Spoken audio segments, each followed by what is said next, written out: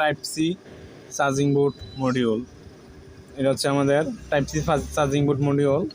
এটা হচ্ছে 3.7 volt battery.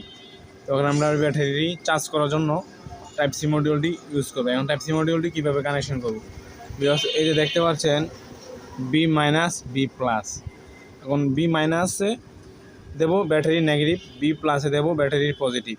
এখন দেখতে পাচ্ছেন এম এবং কি এম এবং এই যে দেখবেন আউটপুট মাইনাস, এখানে এম লেখা আছে, এম আউটপুট প্লাস।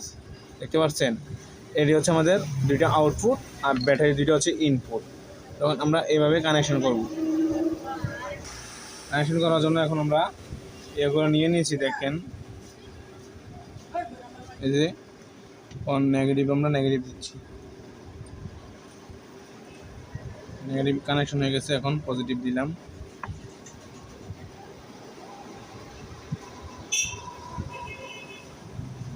পজিটিভও কানেকশন হয়ে গেছে দেখতে পাচ্ছেন।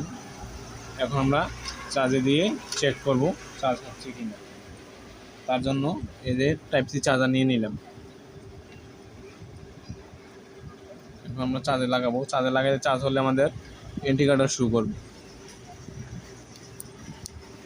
দেখতে পাচ্ছেন আমাদের লাল ইন্ডিকেটর শো করছে, মানে আমাদের ব্যাটারিটা চার্জ হচ্ছে। যখন ফুল চার্জ হয়ে যাবে তখন এখানে সবুজ ইন্ডিকেটর। এখন আমাদের ব্যাটারি ফুল চার্জ হয়ে গেছে, এখন সবুজ জ্বলে গেছে, মানে আমাদের ব্যাটারি ফুল চার্জ হয়ে গেছে।